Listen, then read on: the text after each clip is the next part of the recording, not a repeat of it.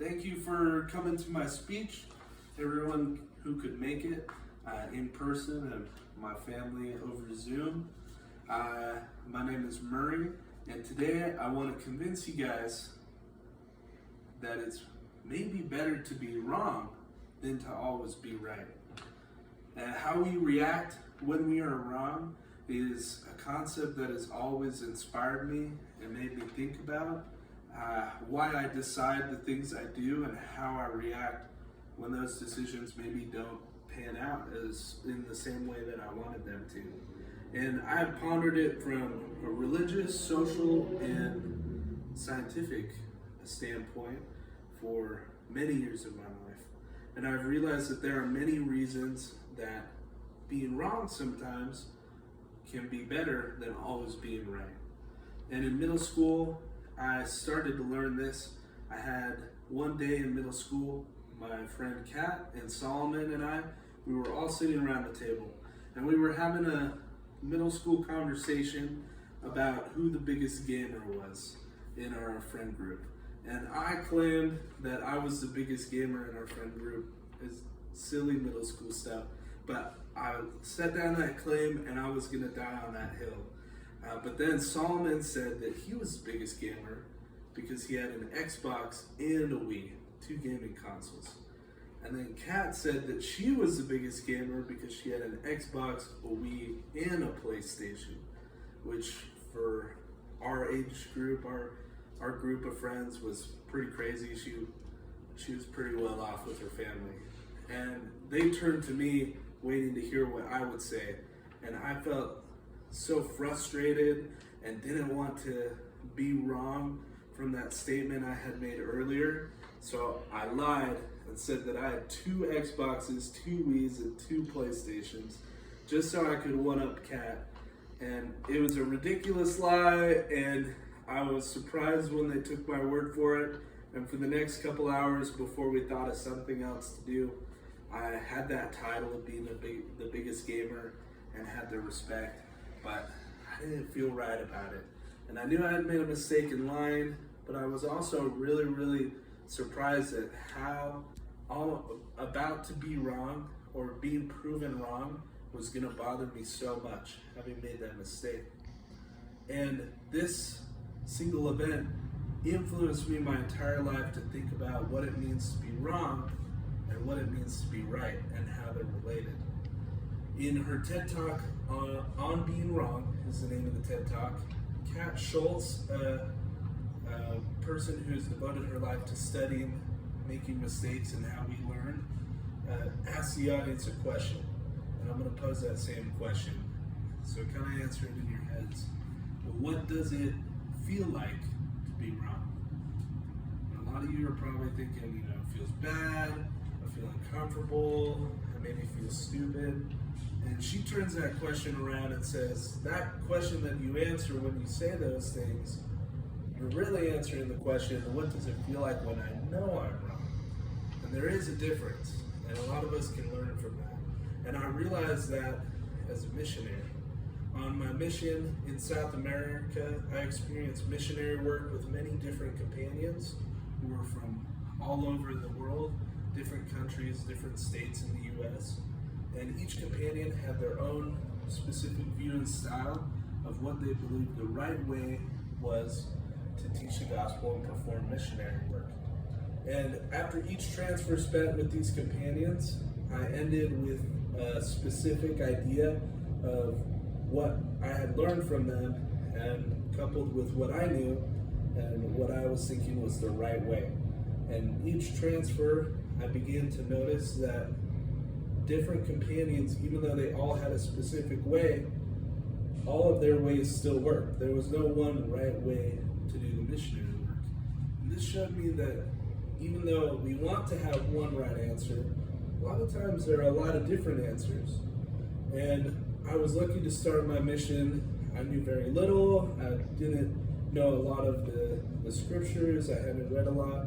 And so I felt very unprepared for the mission. And I was very ready to learn. I wanted to soak up as much knowledge as I could to learn about how to be a missionary. And so I was very open to other ideas and open to combining ideas and learning new things from every companion, not just about missionary work, but about life in general. And that blessed me to have a good attitude.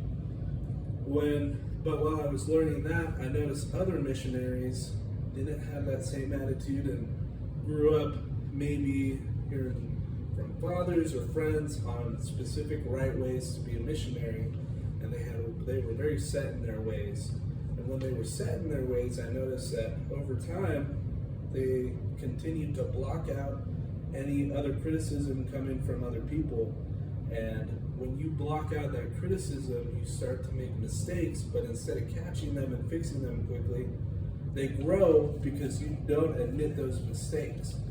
And I realized that there's nothing more dangerous than thinking you are right when you are dead wrong. And famous psychologist Jason Moser explains what goes on in our brains when we make choices and then when we see the outcomes. And your brain sends two responses in situations where you're making choices. To quote him, the first, called an earn response, is increased electrical activity that is thought to occur when the brain experiences conflict between a correct response and an error. Interestingly, this brain activity occurs whether the person making the response knows they have made an error.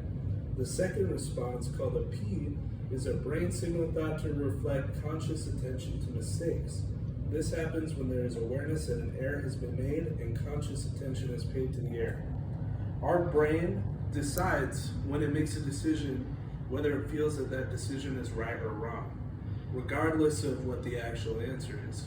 And then after, when we recognize that it's wrong, our brain will send another impulse which helps us remember that that answer was wrong or that answer was right, so that next time we come across it, we can do better at answering that question or responding to that situation.